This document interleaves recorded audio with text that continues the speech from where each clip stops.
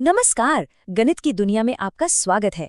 आज हम दो ऐसे पुराने दोस्तों से मिलने वाले हैं जिनसे हम सब स्कूल में जरूर मिले हैं, एचसीएफ और एलसीएम। पर क्या ये सच में बस दो अलग अलग टॉपिक हैं या इनके बीच कोई गहरा, कोई छिपा हुआ रिश्ता है, कोई सीक्रेट कनेक्शन? चलिए आज मिलकर इस गणित की पहेली को सुलझाते हैं। तो किसी भी रहस्य को सुलझाने की शुरुआत होती है सुरागों से। तो चलिए हम भी अपनी पड़ताल शुरू करते हैं और कुछ सुराग ढूंढते हैं। इसके लिए हम नंबर्स की एक बहुत ही सिंपल सी जोड़ी लेंगे।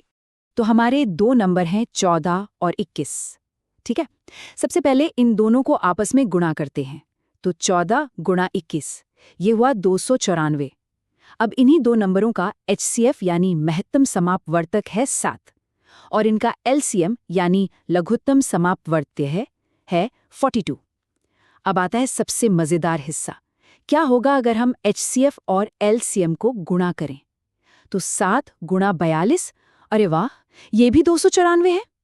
देखा, नंबर्स को गुणा किया तो भी 294 और उनकी एचसीएफ और एलसीएम को गुणा किया तो भी 294।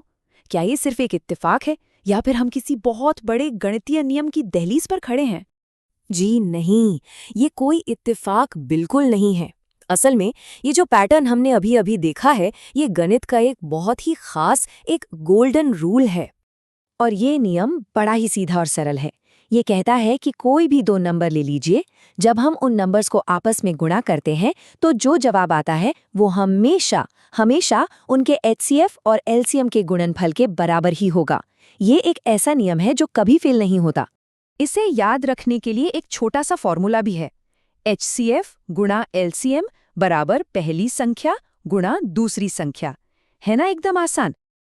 अच्छा, तो अब सवाल ये उठता है कि ये नियम तो बड़ा मजेदार है, पर क्या इसका कोई असली फायदा भी है? तो जवाब है हाँ, बिल्कुल।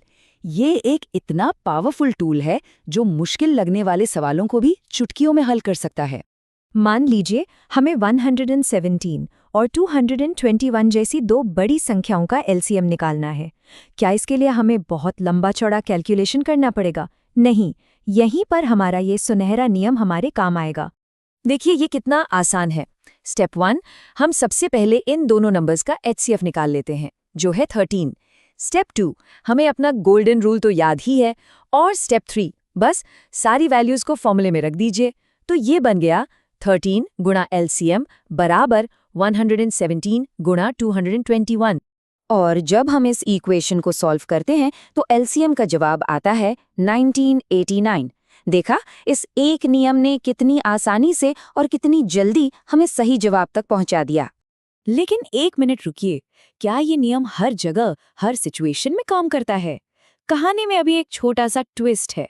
एक बहुत जरूरी सवाल दिमाग में आता है कि अगर हमारे पास 2 के बजाय 3 नंबर हों तो क्या होगा? क्या ये सुनहरा नियम तब भी हमारी मदद करेगा? चलिए इसे भी टेस्ट करके देख लेते हैं। इस बार हम 3 नंबर लेते हैं, 5, 15 और 20। अगर हम इन तीनों का एचसीएफ निकालें तो वो है 5 और इन तीनों का एलसीएम है 60। यहां तक तो सब ठीक है। अब जरा ध्यान से देखिए, जब हम एचसीएफ और एलसीएम को गुणा करते हैं तो 5 गुणा 60 होता है 300। लेकिन जब हम उन तीनों नंबर्स को आपस में गुणा करते हैं, यानी 5 गुणा 15 गुणा 20, तो जवाब आता है 1500। जैसा कि हम सब देख सकते हैं, 300 और 1500 बराबर नहीं है। इसका मतलब साफ है, ये सुनहरा नियम सिर्फ और सिर्फ 2 संख्याओं के लिए ही काम करता है। ये एक बहुत जरूरी बात है जिसे हमेशा याद रखना चाहिए। तो चलिए फटाफट से सब कुछ समेटते हैं और देखते हैं कि आज की इस पूरी बातचीत से हमें क्या मुख्य बातें सीखने को मिली। और हाँ, अंत में एक छोटी सी चुनौती भी है। तो पहली और सबसे बड़ी सीख, किन्हीं भी 2 संख्याओं के लिए उनके एचसीएफ और एलसीएम का गुणनफल हमेशा उन संख्याओं के गुणनफल के बराबर होता है। दूसरी जरूरी बात, ये नियम 3 या उससे ज्यादा संख्याओं पर लागू नहीं होता। और तीसरी और एक बहुत ही गहरी बात, किसी भी समूह की संख्याओं का एचसीएफ हमेशा उनके एलसीएम का एक फैक्टर होता है, यानी एचसीएफ एलसीएम को हमेशा पूरी तरह से डिवाइड करेगा। और यही तीसरी सीख हमें हमारी आखिरी चुनौती तक ले आती है। जरा सोचिए, क्या ऐसी कोई दो संख्याएं हो सकती हैं जिनका HCF 14 हो और LCM 204 हो? इसका जवाब ढूंढने के लिए हमारी तीसरी सीख के बारे में सोचिए। क्या 14 204 को पूरी तरह से विभाजित करता है? इस सवाल के जवाब के साथ आपको छोड़कर जाता हूं। हमारे साथ जुड़ने के लिए आपका बहुत बहुत धन्यवाद।